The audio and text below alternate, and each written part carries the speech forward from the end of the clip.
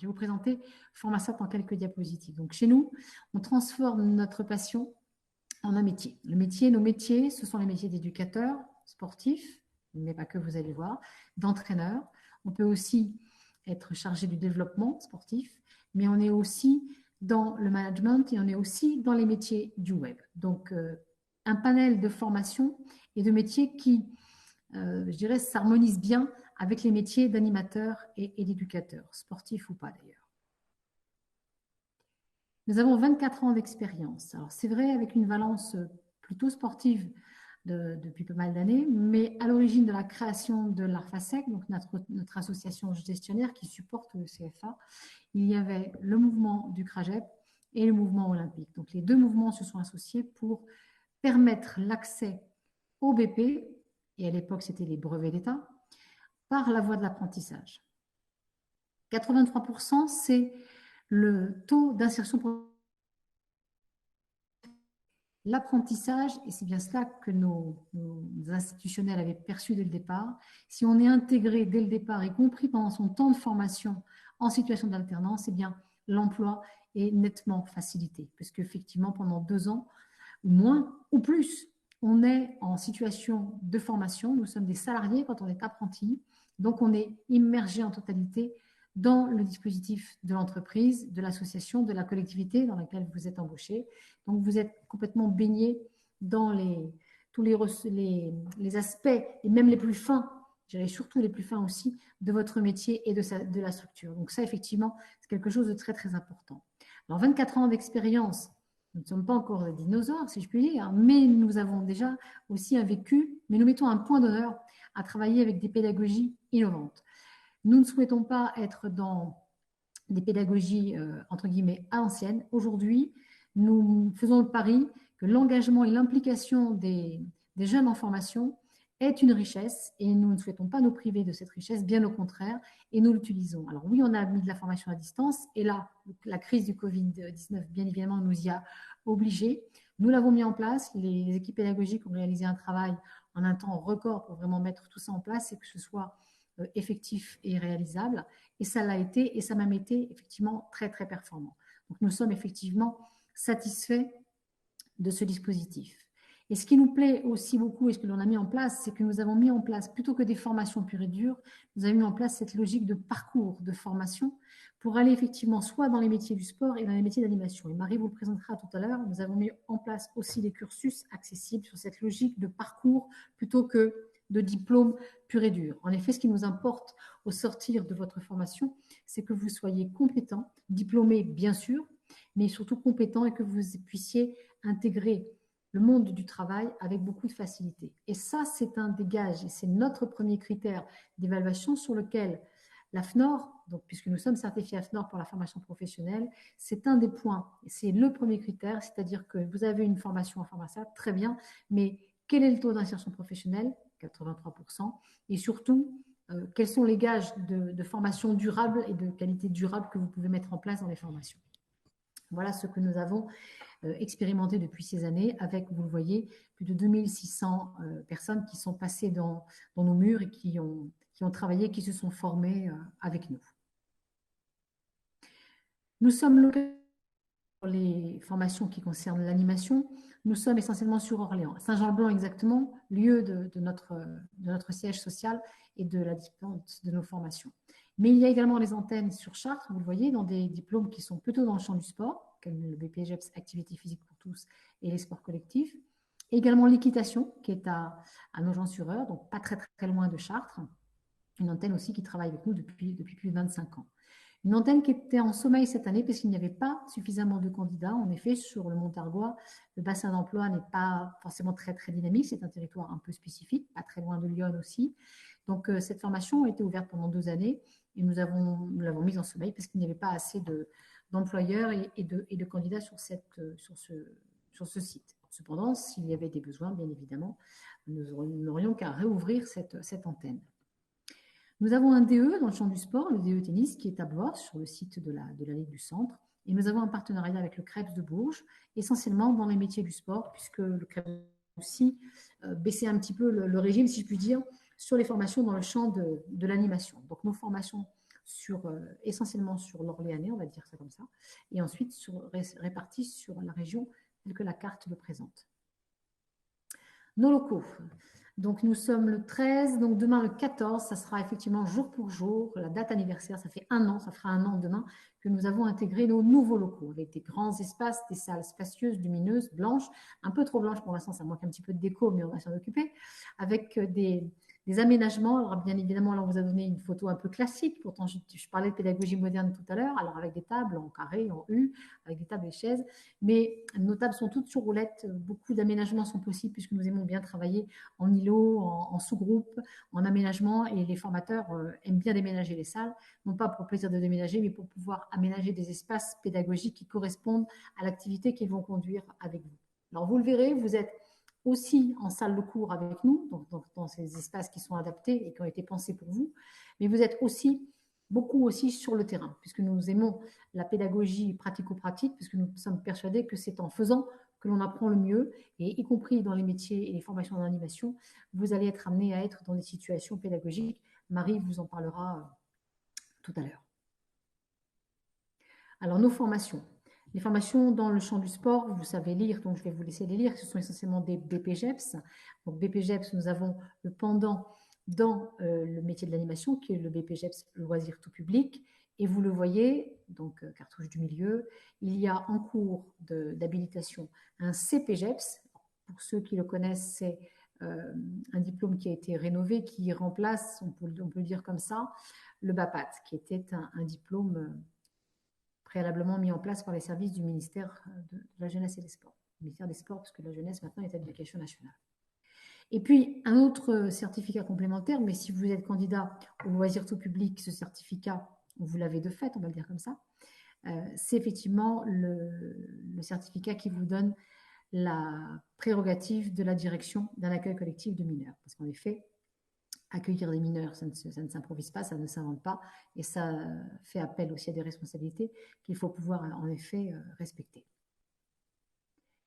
Tous ces parcours, que ce soit dans le champ du sport ou dans le champ de l'animation, sont accessibles par, si c'est souhaitable, alors si c'est souhaitable, qui décide que c'est souhaitable? Le candidat lui-même peut le souhaiter, ou effectivement l'équipe pédagogique peut conseiller peut-être de passer par un SAS préalable de préformation, on l'a baptisé comme ça, mais qui permet aussi à un moment donné de bien se situer pour savoir si en effet c'est bien ce métier d'animateur ou d'éducateur que l'on veut embrasser. Parce qu'en effet, on peut très bien se dire oui, j'aime bien l'animation, j'aime bien être avec les enfants, avec les ados, j'aime certaines activités voilà, dans le contact. Soit. Maintenant, il faut se dire est-ce que c'est une activité pour laquelle on voudrait en faire sa carrière ou en tout cas se lancer dans ce dispositif pour vérifier si à terme c'est vraiment ce que l'on a envie de faire, en tout cas sur une longue période. Donc cette préformation, elle permet aussi de se préparer au métier d'animateur ou d'éducateur et de se conforter dans ce premier choix. Et puis, fabrique ton parcours, c'est encore un autre dispositif, aussi sur la découverte des métiers. Aujourd'hui, nous avons des jeunes, vous n'êtes probablement pas concernés, ceux qui est en ligne ce soir, mais certains jeunes nous disent, je ne sais pas forcément ce que je veux faire, j'aime bien le contact, j'aime bien être à l'extérieur, j'aime bien les gens, j'aime bien... Alors, des métiers, voilà, des activités ou en tout cas des appétences qui pourraient dire, oui, en effet, peut-être qu'un métier d'animateur, d'éducateur pourrait convenir à ces personnes. Donc là, on va découvrir le métier et dans le champ du sport et dans le champ de l'animation. Si effectivement, ça révèle une vocation, tant mieux.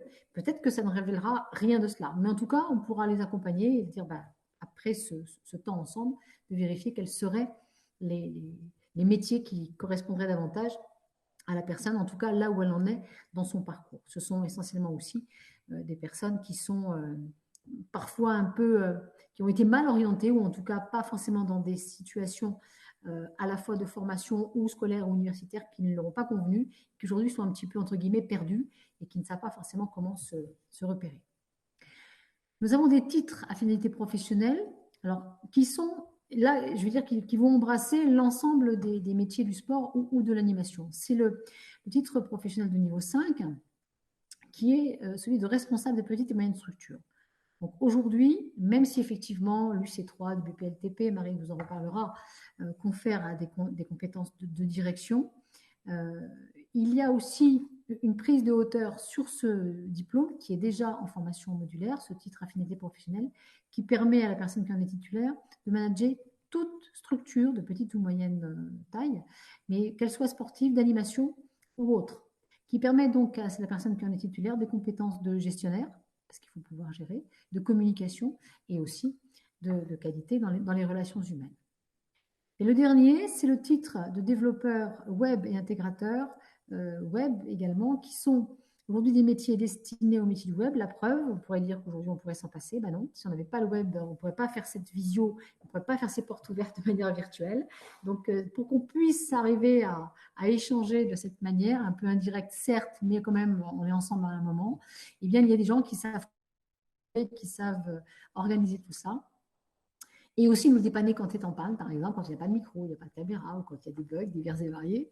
Voilà, donc ces métiers du web aujourd'hui sont, nous le pensons, des activités connexes ou annexes que l'on peut effectivement adosser à un diplôme d'animateur ou d'éducateur. Quand on est peut-être sur un territoire un peu isolé, eh bien quelquefois, le responsable de la structure aime bien que son technicien et son responsable soient aussi peut-être en capacité d'apporter aussi des compétences dans ces nouvelles technologies qui aujourd'hui, il faut bien le reconnaître, font partie de notre quotidien. Et tous nos métiers sont mixtes et accessibles par la voie de l'apprentissage. Nous avons des partenaires. J'ai parlé d'activités en immersion, hein, avec les mains dans le cambouis, si je puis dire, pour qu'on puisse effectivement être en situation pédagogique de manière pratico-pratique. Nous avons beaucoup de partenaires sportifs, vous le voyez, mais pas que. Nous avons le Rire Médecin, parce que nous aimons aussi, lorsque nous conduisons des activités, qu'elles puissent à un moment donné servir à des publics qui en ont besoin, qui sont peut-être dans une difficulté de santé. Vous connaissez probablement tous la vocation du Rire Médecin.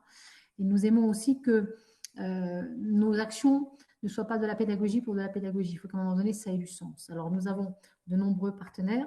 Il ne vous aura pas échappé aussi que nous travaillons avec la Ligue handisport, mais pas que. Nous travaillons aussi avec la Ligue pour le handicap en général.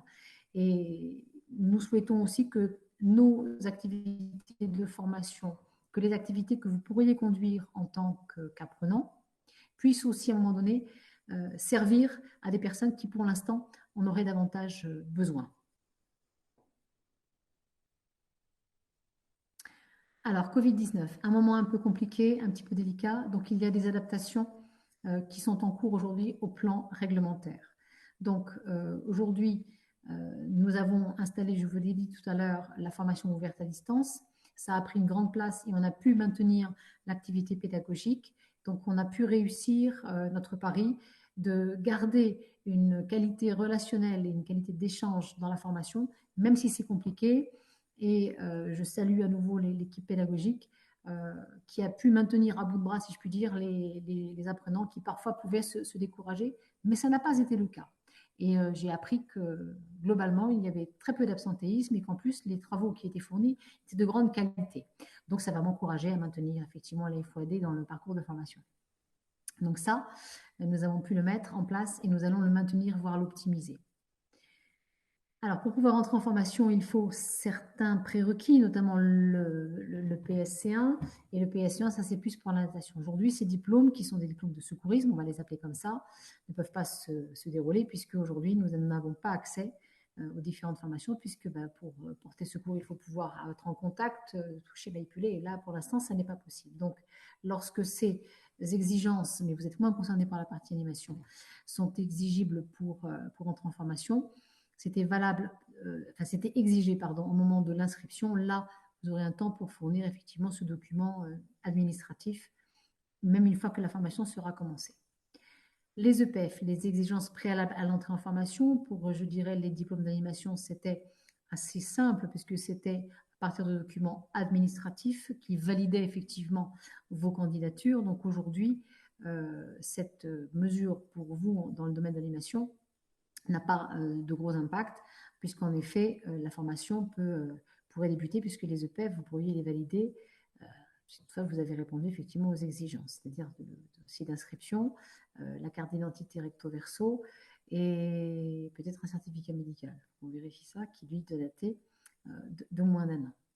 Alors, peut-être que notre rentrée sera perturbée parce qu'il faut qu'on puisse effectivement vous voir en situation. Marie vous parlera des tests de sélection. Nous verrons comment nous pouvons les aménager, bien sûr en respectant toutes les mesures barrières qui nous sont imposées aujourd'hui. Et nous verrons au moment où vous êtes censé passer ces tests, puis ensuite d'entrer en formation, si les exigences sanitaires ont été modifiées ou pas. En tout cas, nous ne manquerons pas de vous tenir informés de l'ensemble des exigences et des règles qu'il faudra bien sûr respecter et dont vous serez destinataire.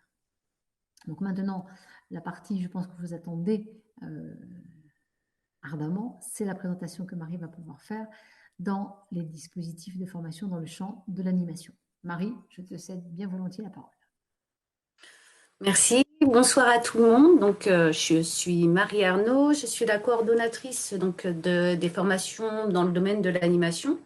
Donc, ce soir, on a 3 formations à voir, à présenter. Donc, on va commencer. J'ai décidé de commencer par le processus d'entrée en formation, tout simplement parce que pour le BPGEPS LTP, comme pour le CC d'ACM, comme pour le CPGEPS AAVQ, c'est le même processus. Le processus, il est en 4 phases.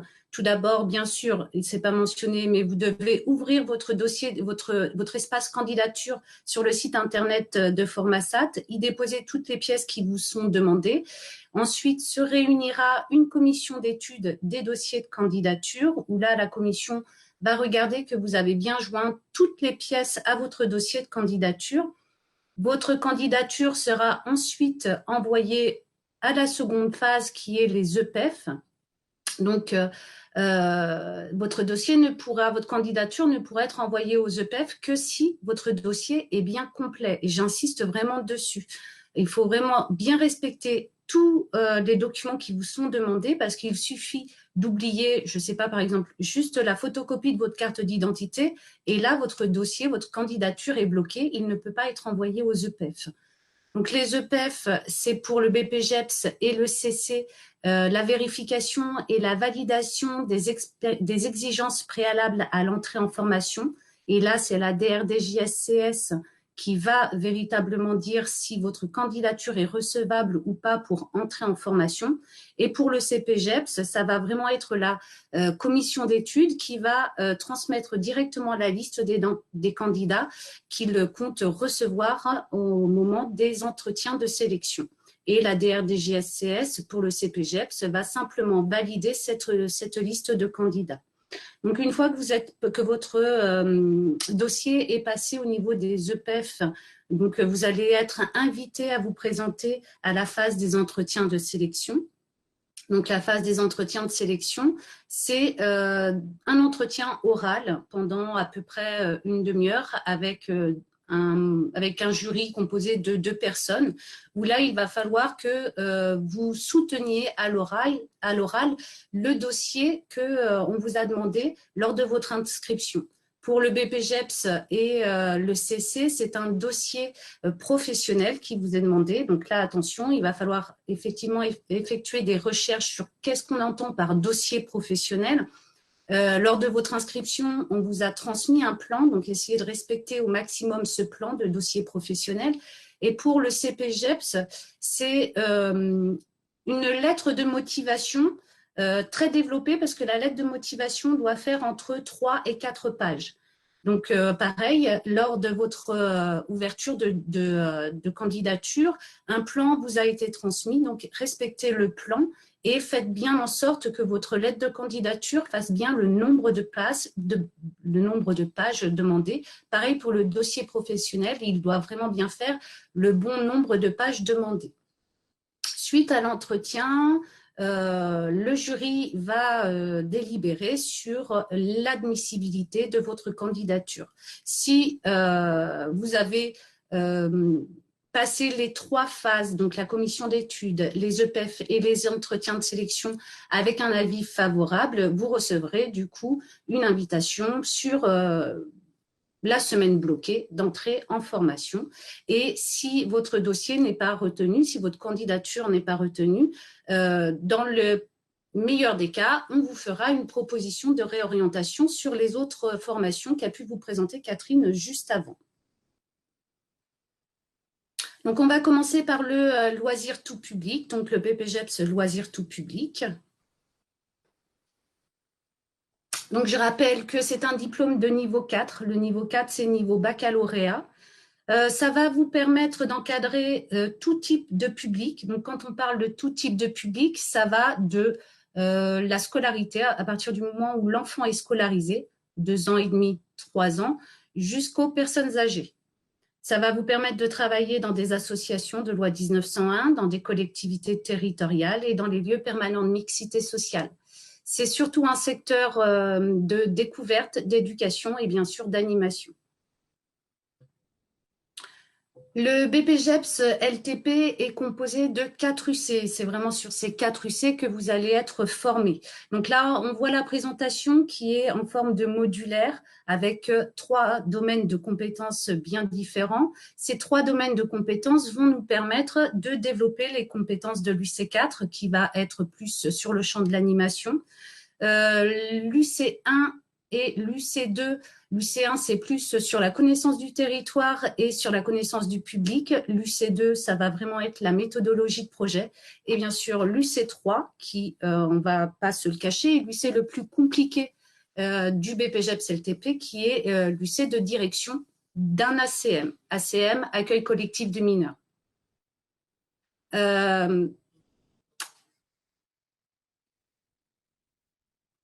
Donc voilà pour cette... Excusez-moi. Non, tu dis que je... Non, tu dis que je peux pas. Excusez-moi.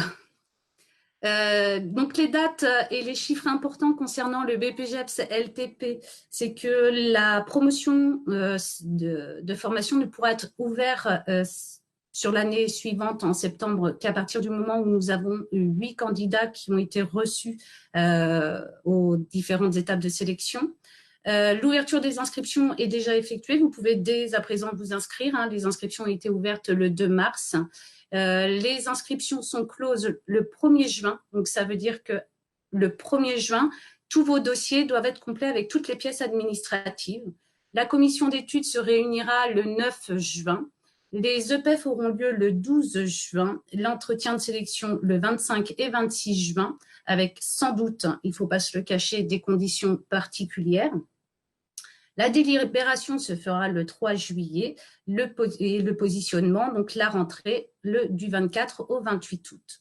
Voilà, ça reste les dates qui, à l'heure actuelle, sont en cours de validation par la jeunesse et sport, sachant que, bien sûr, vu les conditions, il risque, et ça, il faut le garder à l'esprit, y avoir quelques changements encore à l'heure actuelle, mais voilà, à l'heure actuelle, c'est ces dates-là sur lesquelles on est positionné. La formation, donc c'est une formation professionnelle, ce qui veut dire que du coup, vous êtes salarié. Elle comprend 824 heures 50 de formation, une alternance en structure obligatoire, 5 semaines de congés payés. Il vous faut absolument un maître d'apprentissage ou un tuteur en fonction du diplôme, du contrat que vous allez avoir pour être en structure d'alternance. Le BPGEPS, je vous l'ai dit, est en 4 UC. Et c'est une formation modulaire, on l'a vu, avec 3 domaines de compétences, mais 4 blocs de compétences qui nous permettent de voir les 4 UC. Les conditions d'accès. Donc, il faut être âgé de 17 ans minimum à la date d'entrée en formation. Vous devez être titulaire de l'une des attestations de formation relative aux premiers secours. Gardez à l'esprit ce que vous a dit Catherine aussi.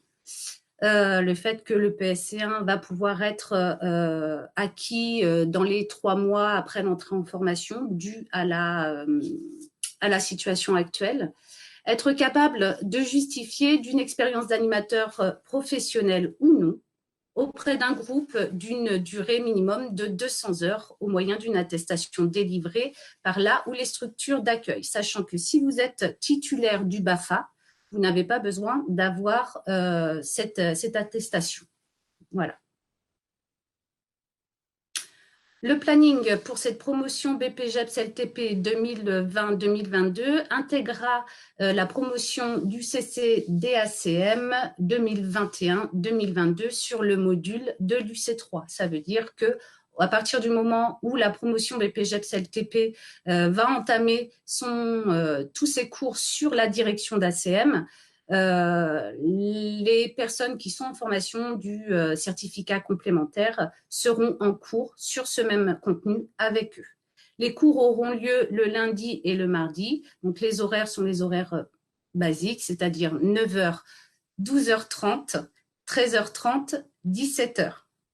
Et bien sûr, après, tout le reste du temps sera effectué sur la structure selon l'organisation qui aura été prédéfinie lors de la signature du contrat. Donc, les cours plus le contrat sur la structure, ça représente un temps de travail de 35 heures. Alors, Erwan, tu as une question. Si tu veux la poser maintenant, tu peux la poser maintenant. Tu peux ouvrir ton micro. Oui, j'aurais une question. C'est Oui. concernant les 200 heures dans une structure d'accueil. Oui. Moi, j'aurais ce formulaire qu'en juillet. Je passe en juillet. Et du coup, tu vas vous le donner avant. Alors, sachant que les EPF sont prévus pour… Emeline, tu peux remettre Oui, bien sûr. le 12 juin, donc ça va être court. Parce qu'en fait, l'attestation de 200 heures d'animation, c'est vraiment pour pouvoir aller sur la phase des EPF. Si tu n'as pas les 200 heures d'animation, tu ne peux pas te présenter, enfin ton dossier ne peut pas être présenté au niveau des EPF auprès de la DRDJS. Mais vu que le BPGEPS LPT, je le passe dans… Là, l'année prochaine, je fais physique pour tous et c'est 2 ans après que je fais LPT. Du coup, d'ici là, j'aurai le temps d'avoir ce diplôme. Complètement. Oui, dans ces cas-là, ça veut dire que tu Oui. ne t'inscris pas à la prochaine session. Ce n'est pas pour la session de septembre que tu poses ta candidature. Donc, je le referai dans 2 ans. Non, il y a une autre ouverture avant les 2 ans. Ok, d'accord. On ouvre 2 promotions, mais la prochaine promotion, c'est pas tout de suite, mais ça sera pas dans 2 ans, ça c'est sûr. D'accord, ok. Mais si j'ai bien compris, Erwan va d'abord entrer en APT à la rentrée. Donc, de toute façon, pour lui, ça sera dans 2 ans. S'il n'a pas oui. de temps ou de… Ouais.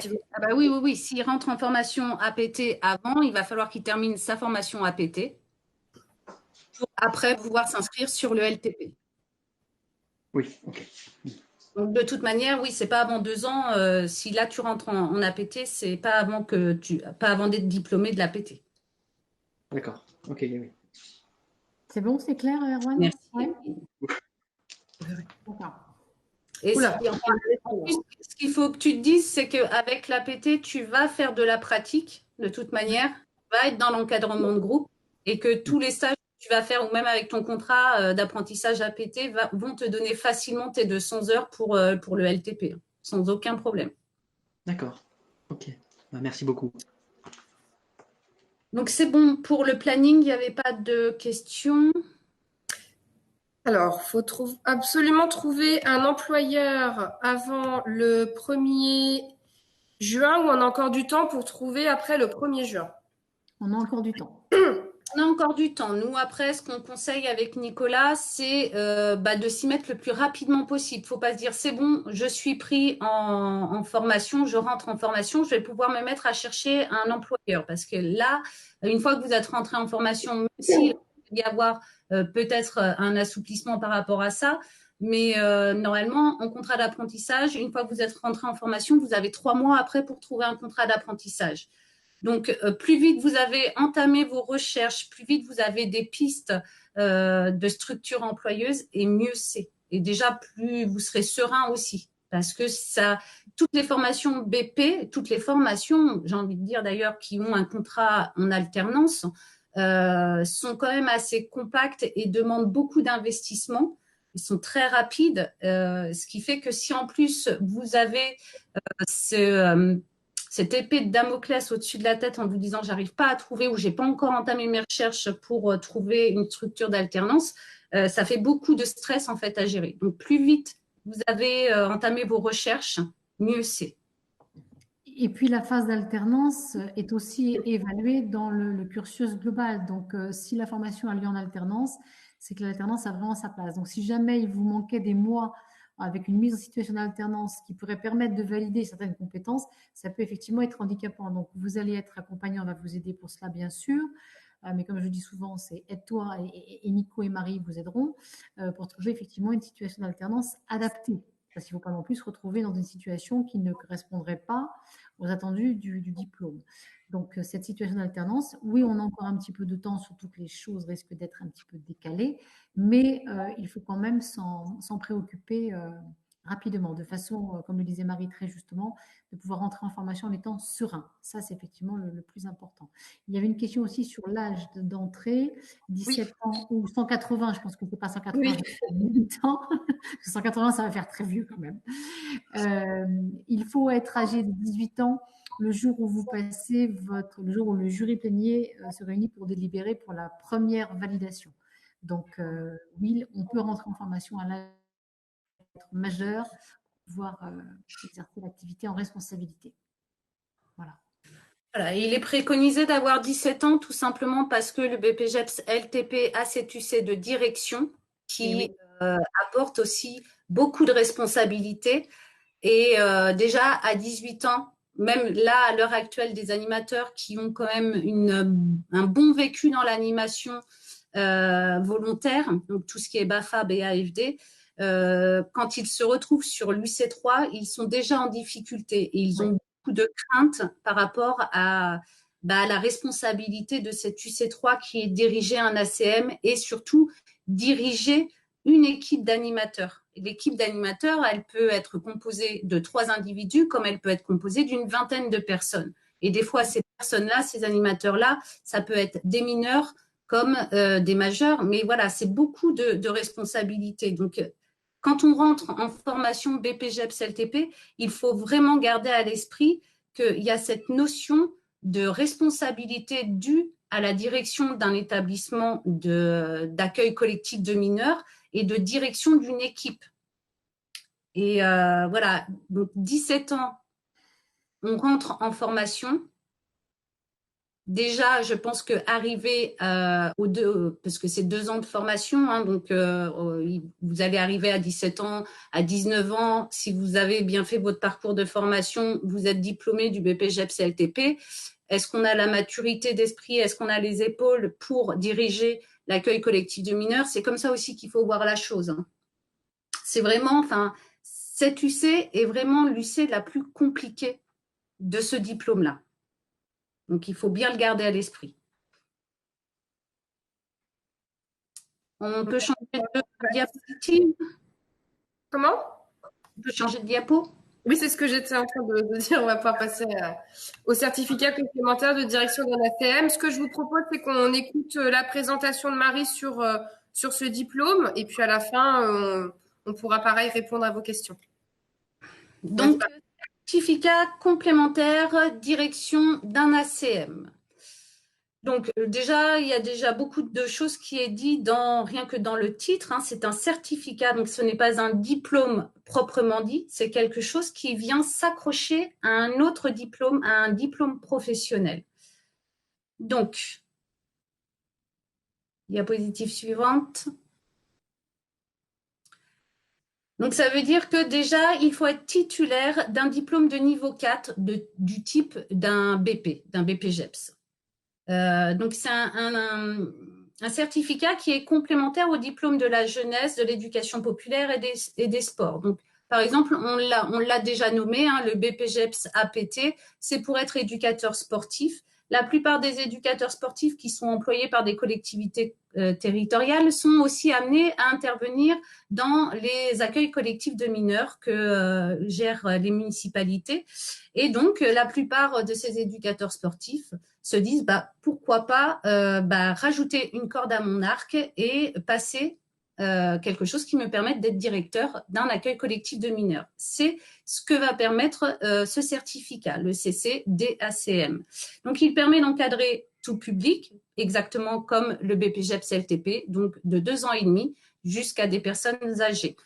Ça vous permet d'être employé par des associations comme des collectivités territoriales. Et donc là, on est encore dans le fait du secteur de l'animation et plus spécifiquement de la direction d'un ACM. Donc ACM, accueil collectif de mineurs.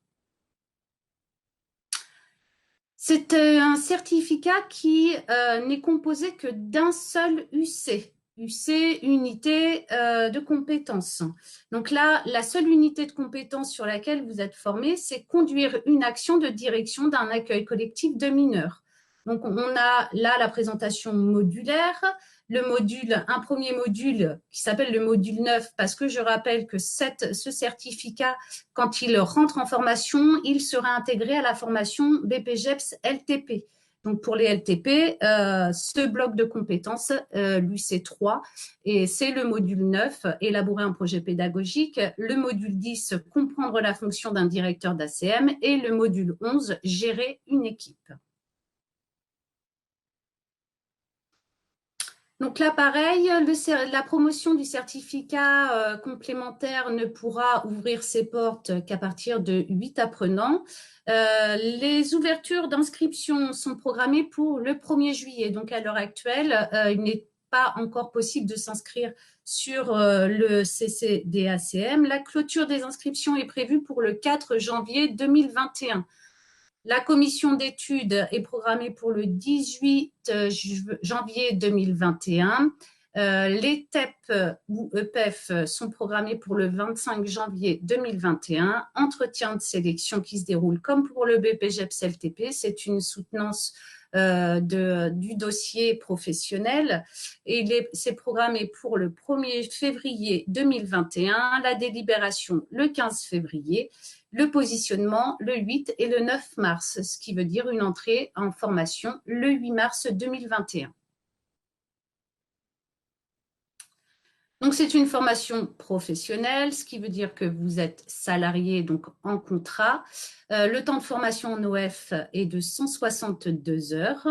Bien sûr, il y a obligation d'être en alternance et surtout d'avoir un stage de 18 jours minimum en direction d'un ACM.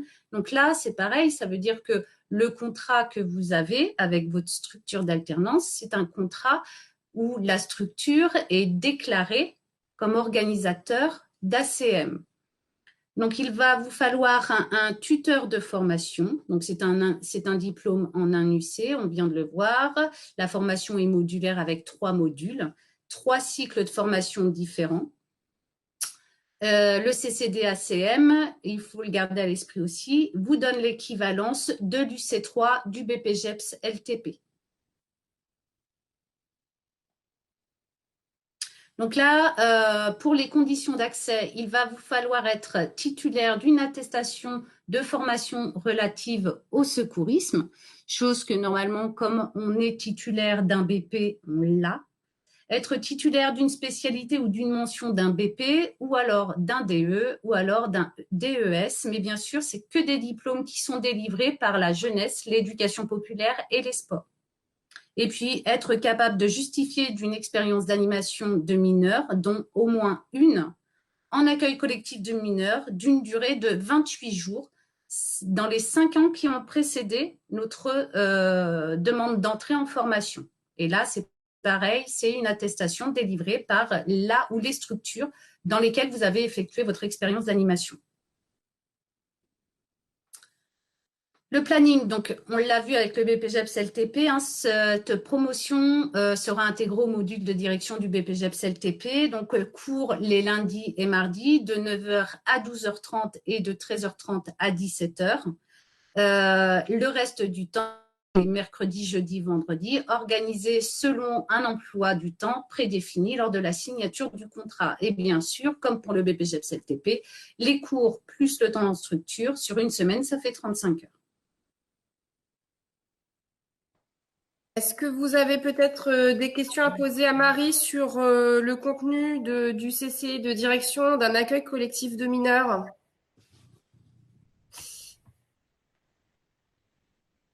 J'ai vu qu'il y avait eu un… Alors par contre, j'ai vu que Cynthia avait mis « Je viens de me rendre compte que je ne rentre pas dans les critères d'inscription à cette formation car je n'ai pas effectué les 200 heures d'animation auprès d'un groupe. » Donc, je pense qu'elle parlait bien du LTP. Du BPGEPS, ouais, du BPGEPS LTP. Donc, pas de possibilité.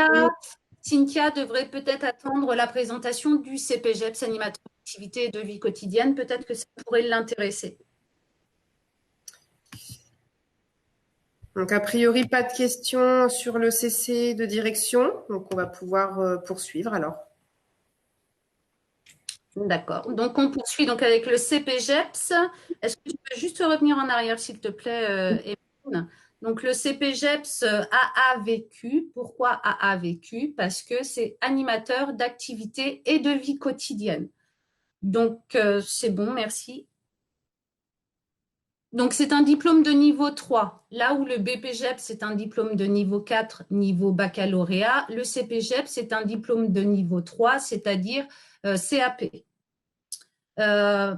Comme le BPGEPS, il permet d'encadrer tout public. Donc, tout public, c'est des enfants de 2 ans et demi jusqu'aux personnes âgées. Il permet de travailler dans les associations comme dans les collectivités territoriales. Et là, on est vraiment sur le secteur de l'animation, de la découverte et de l'éducation. Donc, le CPGEPS a vécu étant 4 blocs de compétences avec, bien sûr, 4 UC sur lesquels il faut être formé. L'UC1, participer au projet et à la vie de la structure. L'UC2, animer les temps de vie quotidienne de groupe. L'UC3, concevoir des activités en direction d'un groupe. Et UC4, animer des activités. Donc là, on est vraiment sur le premier diplôme professionnel de l'animation. Et on va dire qu'une fois qu'on a eu ce diplôme-là, on peut ensuite justement avoir facilement nos 200 heures d'animation. Et si on a envie encore de se professionnaliser dans l'animation et qu'on veut monter d'un grade dans nos compétences, on s'inscrit au BPGEPS LTP. On va dire que le schéma initial de formation d'un animateur professionnel serait de débuter par le CPGEPS pour ensuite aller sur le BPGEPS.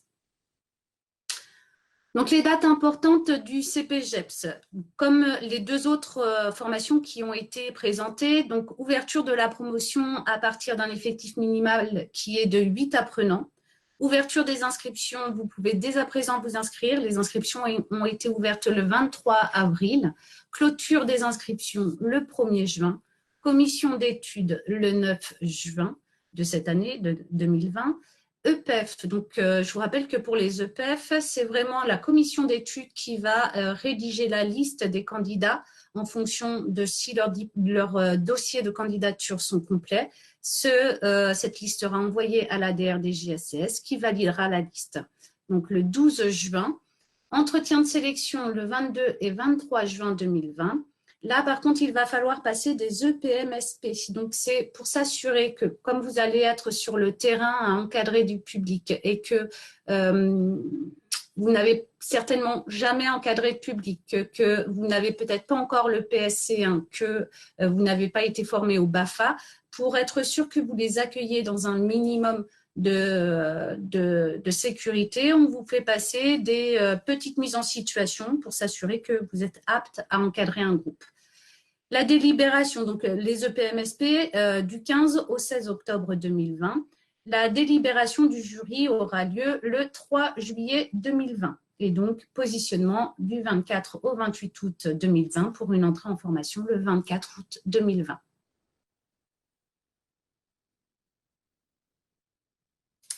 Donc là encore, c'est une formation professionnelle avec une structure d'alternance. Donc, ça veut dire qu'il vous faut un contrat. Donc, vous aurez le statut de salarié. Ça représente 414 heures de formation avec bien sûr l'obligation d'avoir un maître d'apprentissage ou un tuteur en fonction du type de contrat que vous avez signé. On l'a vu, le CPGEPS est présenté en 4 UC. Nous, on la présente en formation modulaire de 4 blocs de compétences.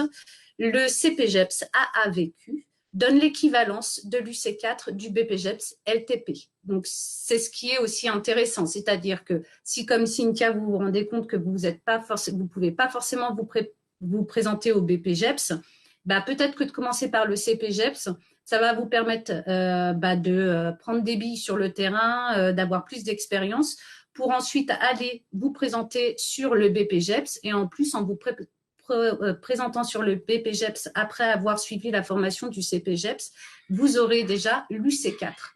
Vous aurez l'équivalence de l'UC4. Donc, votre entrée en BPGEPS par la suite sera allégée de l'UC4 ou du moins des certifications de l'UC4. Vous n'aurez plus qu'à vous faire certifier sur l'UC1, l'UC2 et l'UC3. Donc là, les conditions d'accès, c'est être âgé de 16 ans minimum à la date d'entrée en formation. Il n'y a pas de condition préalable de diplôme, mais c'est vrai qu'avoir une première expérience d'animation ou une connaissance des supports d'animation, c'est quand même un plus. Mais là, on n'a pas les 200 heures d'animation, on n'a pas cette obligation d'avoir fait 200 heures d'animation. Et il faut simplement après satisfaire aux épreuves de sélection. Donc, cette promotion CPGEPS AA vécu sera intégrée au module de l'UC4 du BPGEPS LTP. Moi, je suis partie, enfin du moins, nous sommes partis du principe que comme le CPGEPS donnait l'équivalence de l'UC4, et dans ces cas-là, ils allaient suivre tout le contenu de l'UC4 du BPGEPS LTP avec les LTP. Donc, ça va permettre aussi d'enrichir les échanges, de prendre beaucoup d'expérience avec ces animateurs de BPGEPS LTP, de discuter avec eux et de mettre en place des animations avec eux pour voir un peu la différence de niveau et même essayer de se caler à leur niveau à eux. Donc voilà, le CPGEPS sera intégré pour le contenu de l'UC4 avec les BPGEPS LTP. Là, par contre, pour cette promotion, donc les cours se passeront le jeudi et le vendredi, de 9h à 12h30 et de 13h30 à 17h. Le reste, donc mercredi, jeudi, lundi, mardi, mercredi, effectué en structure selon l'organisation de l'emploi du temps prédéfini lors de la signature du contrat. Et si je prends le lundi, mardi, mercredi effectué en structure, le jeudi et vendredi effectué en cours, ça me fait des semaines de 35 heures. Et voilà, si vous avez des questions sur le CPGEPS, Cynthia, si tu as envie d'avoir plus de compléments par rapport au CPGEPS.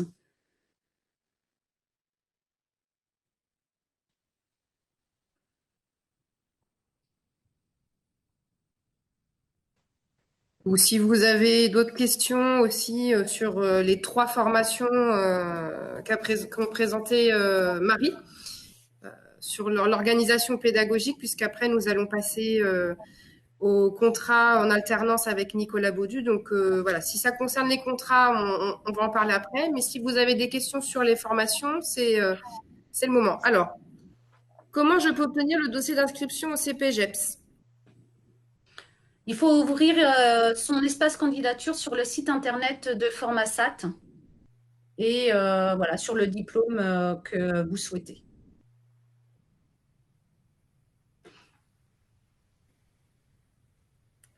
Est-ce qu'il y a d'autres questions ?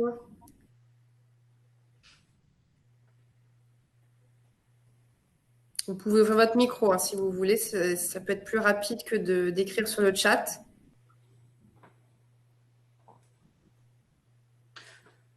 Oui, il faut aller sur le site internet de Formasat, c'est ça, pour ouvrir l'espace de candidature.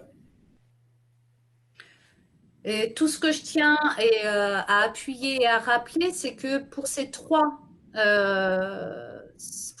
diplômes, pour ces 3 formations, votre employeur, votre structure d'alternance doit être une structure qui est déclarée comme organisateur d'ACM. Donc, par exemple, si je prends un club sportif, si il n'est pas déclaré en tant qu'organisateur d'ACM, c'est-à-dire que dans le cadre de ses activités ordinaires, en été, il propose des séjours à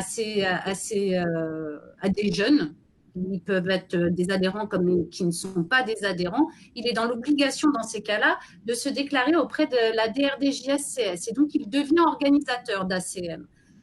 Donc là, ça ne pose pas de problème. Par contre, si ce même club sportif n'est pas déclaré en tant qu'organisateur d'ACM, il ne peut pas vous embaucher. Enfin, il peut vous embaucher, mais vous ne pourrez pas faire valoir ce contrat pour être formé sur ces 3 formations-là. Il vous faut vraiment une structure déclarée organisateur d'ACM, d'accueil collectif de mineurs, auprès de la DRDJSCS. C'est vraiment la grande prérogative. Surtout pour le BP et pour le CC, parce que vous avez en plus les 18 jours de stage de direction. Donc là, ça veut dire qu'il faut que vous ayez un ALSH ou un camp à diriger.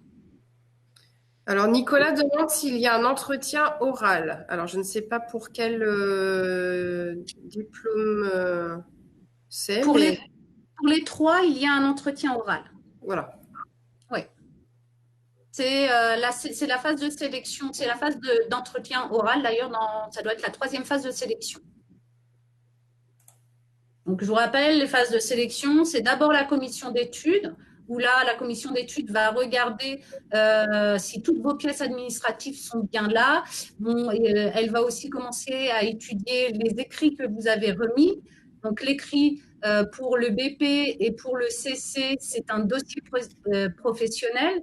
Pour le CPGEPS, c'est une lettre de motivation, mais plus, c'est-à-dire qu'elle est quand même très détaillée. Et donc, la commission d'études va commencer à lire ces écrits-là. Ensuite, vous passez aux EPEF. L'ADR valide votre candidature ou non. Et ensuite, vous êtes invité à la phase de sélection orale qui est donc un entretien où là, si vous êtes un BP ou si vous êtes un candidat CC, vous allez devoir soutenir votre projet professionnel. Si vous êtes un CPGEPS, vous allez devoir soutenir votre lettre de motivation, c'est-à-dire à l'oral, représenter votre document écrit, mais à l'oral. Et donc, bien montrer vos motivations et bien montrer que vous connaissez le document que vous avez écrit. Donc oui, il y a une phase orale. Alors, il y a Cynthia qui demande dans quel type de structure elle peut effectuer son apprentissage. Comme j'ai dit, c'est des structures déclarées organisateurs d'ACM. Donc, ça peut être des associations. En termes d'associations, la plus connue sur la région orléanaise, on va dire que c'est Cigale et Grillon. Qui est porteur de colonies de vacances, ce qu'on appelait anciennement les colonies de vacances, qui a aussi des conventions avec certaines municipalités pour gérer leurs accueils de loisirs. Voilà. Et pour en prendre une autre, il y a l'AGLA aussi sur le quartier de l'Argonne qui est un organisateur d'ACM. Et après, il y a toutes les collectivités territoriales qui ont en gestion leur propre centre de loisirs.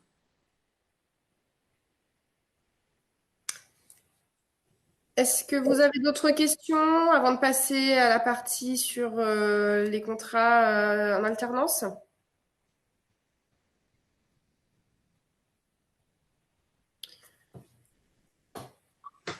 On va dire que non, du coup. Donc, on laisse la parole à Nicolas Baudu qui va vous expliquer un petit peu comment ça se passe au niveau des contrats. À toi, Nico. Voilà. Alors, les contrats en alternance, effectivement, Marie a insisté là-dessus à plusieurs reprises. Il vous faut absolument un employeur dans une logique de formation, bien évidemment, mais dans une logique d'acquisition d'expérience. Et de toute façon, les diplômes jeunesse et sport sont construits pour être dispensés en alternance. Ça, c'est la particularité de leur diplôme. Alors, 2 types de contrats d'alternance. Le contrat privilégié pour un CFA comme Formasat, le contrat d'apprentissage, accessible de 18 ans, enfin 17 ans, minimum, hein, comme l'a redit Marie, jusqu'à moins de 30 ans, jusqu'à 29 ans inclus. Et le contrat de professionnalisation, avec une petite particularité, c'est que dans le secteur de l'animation, Marie l'a évoqué, les collectivités territoriales sont vraiment de grosses pourvoyeuses d'emploi. En revanche, le contrat de professionnalisation ne peut pas être mis en place dans les mairies et dans les collectivités quelles qu'elles soient. Donc voilà, on va privilégier principalement le contrat d'apprentissage du coup pour le domaine de l'animation.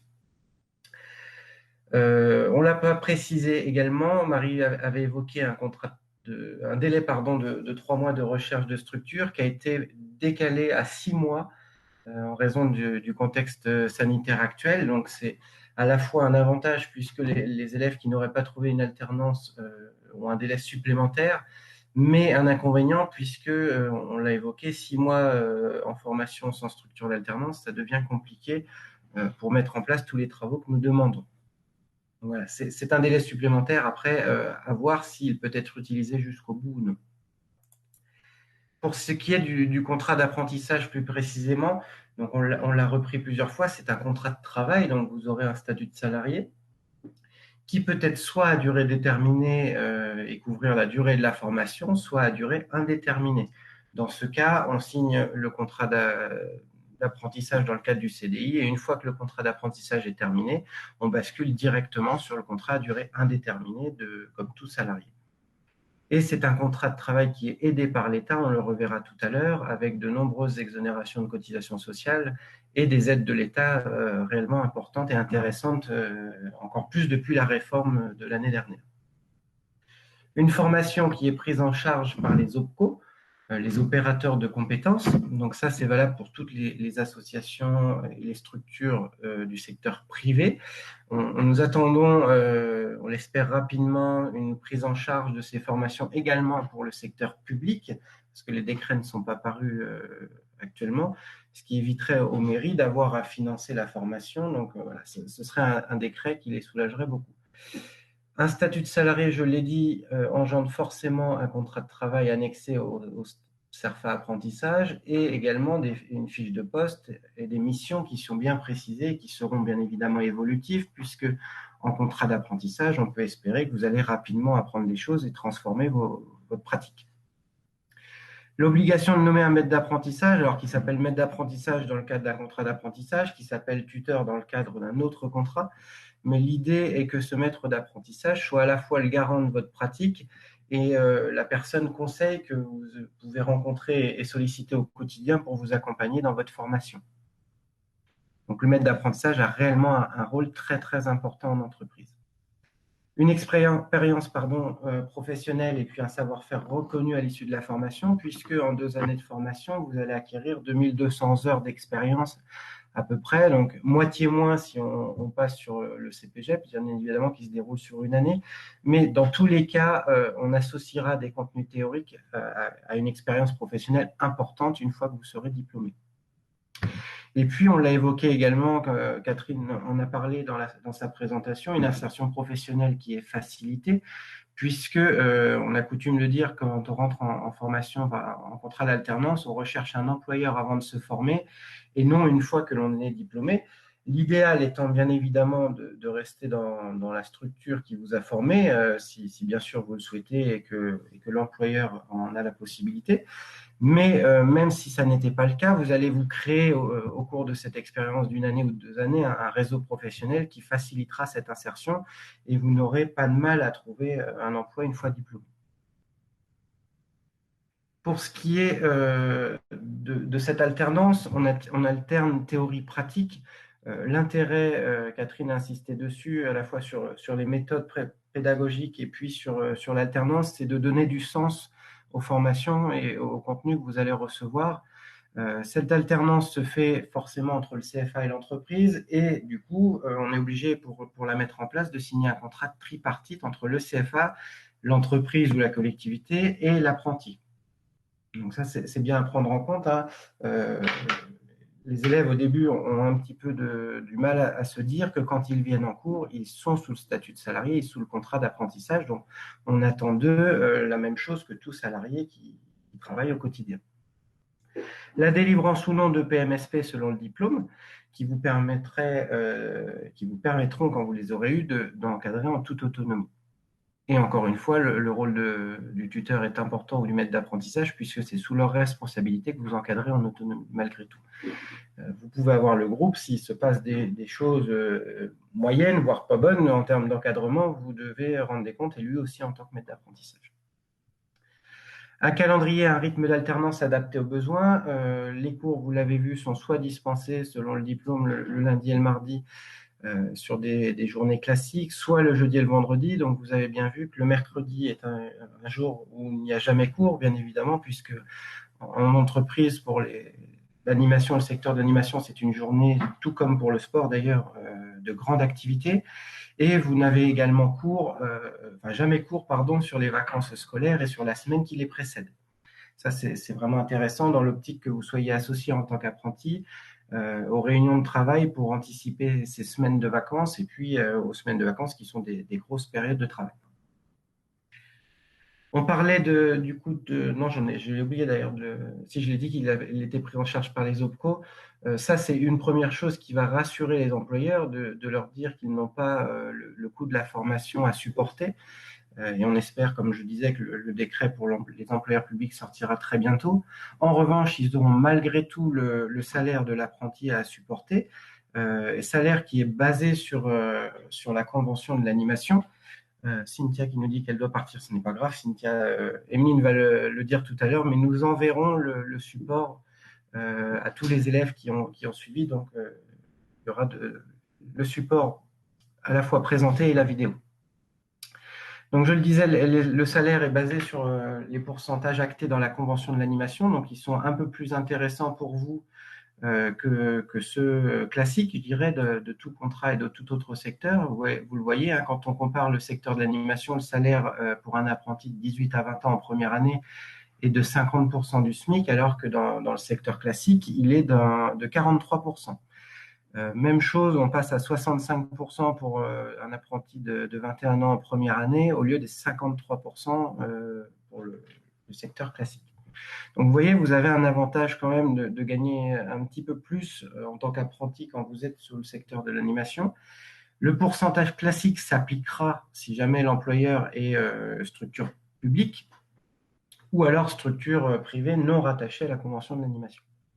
Donc ça, ce sont des montants que vous toucherez en tant qu'apprenti. Ce ne sont pas des montants que les entreprises auront à supporter puisque je vous l'ai dit tout à l'heure, ce sont des contrats aidés par l'État. Donc, ces contrats, en plus d'une exonération de cotisation sociale que vous ne voyez pas en tant que salarié, mais que les employeurs sont contents de ne pas avoir à payer toutes les charges patronales, vous aurez et vous pourrez prétendre via ces contrats à une aide unique, 4 125 € la première année, 2 000 € la deuxième année. Donc, ces aides viennent en déduction de votre coût salarial.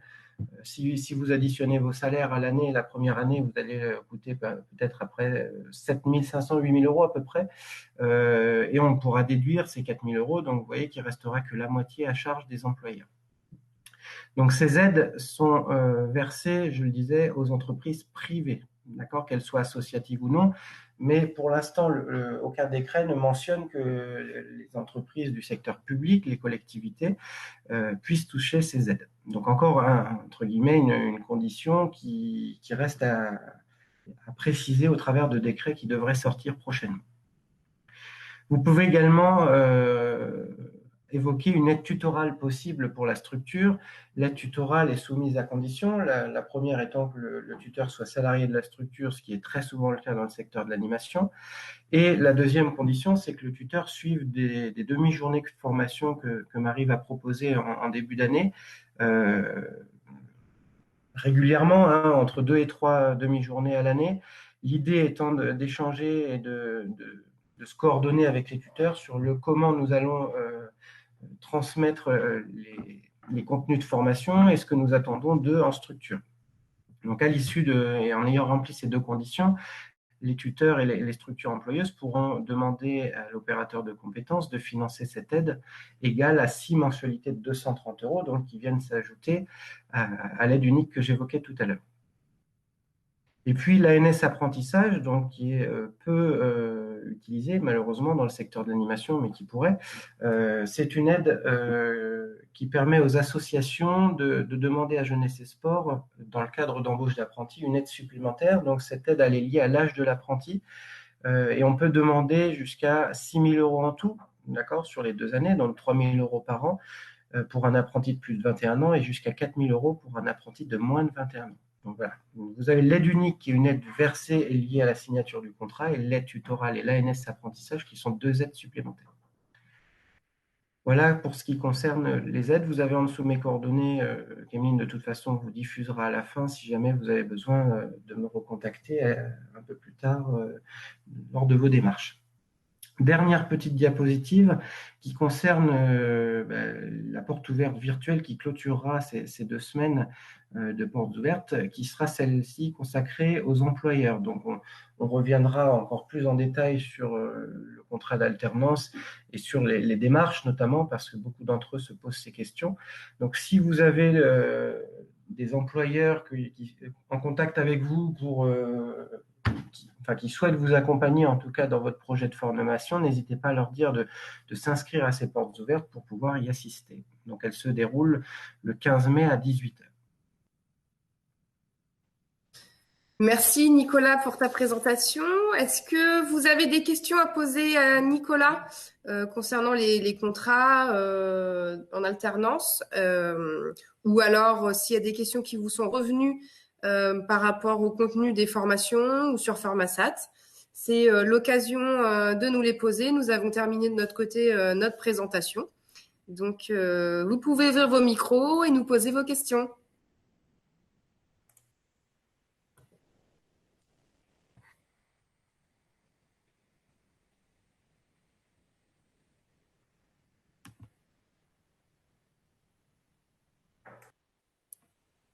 Nous avons donc été clairs et précis. Pas de questions?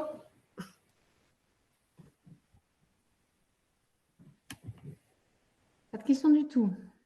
Marie, bravo alors, c'était très exhaustif dans ta présentation. Je suis trop forte. Ah non, on le savait. Bien, n'hésitez pas, hein, il n'y a pas de questions stupides hein, sur les prérequis, sur les tests. Voilà. Posez les questions. Je suis étonné qu'Isaline ne parle pas, mais... Je trouvais pas comment on faisait pour activer le micro. Ah, c'est pour ça. Ça fait 1 heure qu'elle a une question, mais... Non, je viens tout juste de comprendre comment on faisait. J'avais une question par rapport si je suis déjà dans une structure et ils souhaitent continuer, enfin ils souhaitent refaire un contrat avec moi l'année prochaine. Est-ce que c'est possible de faire la formation, la deuxième formation en même temps de continuer de travailler pour cette structure-là? Je sais pas si je suis claire. Pas trop, mais je pense avoir compris malgré tout. Ça peut être compliqué parce que tout va dépendre de la durée de temps de travail qu'ils vont te proposer. S'ils te proposent un temps plein, forcément, ça va être compliqué de venir en cours 2 jours par semaine. En revanche, on peut voir avec cette structure, si tu souhaites te professionnaliser, quel type de contrat on peut mettre en place, si c'est une mairie, si c'est une asso, si c'est une structure privée, quel type de contrat on peut mettre en place pour te permettre de suivre la formation. Et sachant que tu as déjà un BP, de toute façon, elle sera allégée un minimum déjà. D'accord. Faut d'abord que j'en parle avec c'est une commune, la mairie, oui. pour voir si eux ils seraient d'accord ou. Bah, tout dépend sur quel diplôme. Elle serait sur le CC. Oui. Elle est sur le CC. Après, tu es toujours sur Saint-Cyr, c'est ça? Oui. Oui, bah parle-en à Monsieur Boulet quand même. D'accord. D'accord, bah, je vais faire comme ça alors. Merci. Voilà. Sachant qu'on a le temps, du coup, c'est une formation qui débutera qu'en janvier, donc on a le temps en mars même. Oui, c'est en mars. Ouais, elle débute en mars. D'accord. Bah, ça que je voudrais lui en parler quand même avant de lui dire si je reste ou pas l'année prochaine avec eux ou pas. Parce que là, tu as eu ta proposition de contrat. Oui, Monsieur Boulet m'a proposé de refaire une année avec eux et éventuellement être titularisé dans 2 ans. D'accord. Donc, avec la possibilité d'évoluer. Ok. Ouais, ça peut être intéressant, du coup, dans ce cas, d'évoluer. Et puis, je vais continuer parce que plus tôt je le fais, mieux c'est par rapport à ma sortie de BPG, parce que plus tard je vais le faire, plus ce sera compliqué de s'y remettre, quoi. Ouais. Oui, puis il y a les structures pour. Après, il faut simplement, peut-être que ça peut être aussi un travail fait en collaboration avec Nicolas. Voir avec lui, arriver à l'orienter, parce que le connaissant en termes de connaissance de différents types de contrats qui pourraient être intéressants pour lui, je pense qu'il va avoir besoin qu'on l'aiguille. D'accord. Eh bien, j'en parlerai déjà avec lui une première fois pour voir et puis je recontacterai Nicolas alors. Oui, un peu le temps. Très bien. Est-ce qu'il y a d'autres questions, remarques, suggestions? Alors, pour vous laisser le temps de réfléchir 10 secondes à votre question, j'en profite donc pour vous rappeler que vous allez recevoir par mail, juste après la fin de cette visioconférence, la présentation que l'on vient de vous faire. Donc, ça vous fera un petit mémo de votre côté. Et dans ce même mail, vous aurez premièrement un lien vers un questionnaire de satisfaction. Voilà, je vous demande de bien vouloir y répondre parce que c'est très important pour nous d'avoir votre retour pour pouvoir améliorer nos portes ouvertes, notamment nos portes ouvertes digitales, puisque c'est la première année que l'on se lance. Donc, on a vraiment envie d'avoir vos retours. Et vous aurez aussi les coordonnées de Nicolas, de Marie et le numéro de téléphone de l'accueil si vous avez des soucis avec votre espace de candidature, par exemple. Voilà. Est-ce que vous avez pris le temps, du coup, de réfléchir à vos questions ?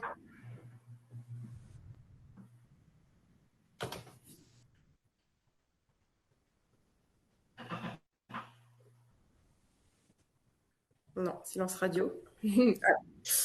Étant donné mon inscription BPGEPS LTP, rentrée 2020-2021, dois-je le supprimer du coup? Alors, on va reprendre les choses dans l'ordre parce que...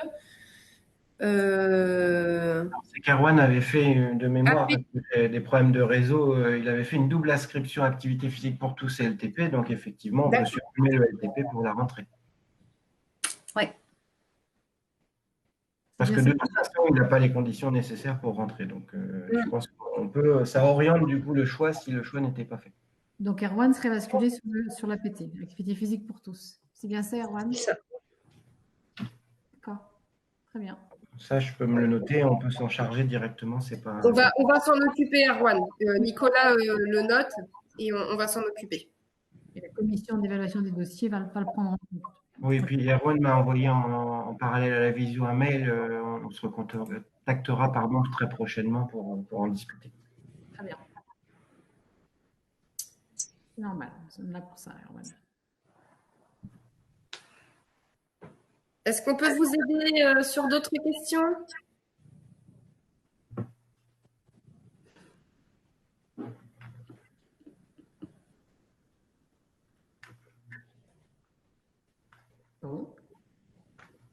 Écoutez, si vous n'avez pas de questions, on va pouvoir clôturer cette porte ouverte. Sachez que si jamais vous avez d'autres questions, n'hésitez surtout pas à revenir vers nous. Vous avez toutes les coordonnées nécessaires dans le mail que vous allez recevoir. Donc voilà, n'hésitez surtout pas à revenir vers nous. Et encore une fois, n'attendez pas pour ouvrir votre espace de candidature. Allez sur notre site internet, tout se fait en ligne. Pas besoin d'imprimer un document. Mais voilà, faites-le dès maintenant. N'attendez pas. Merci d'avoir participé. Passez tous une bonne soirée. Merci à vous. Merci. Bonne soirée. Merci, bonne soirée. Merci à vous, bonsoir.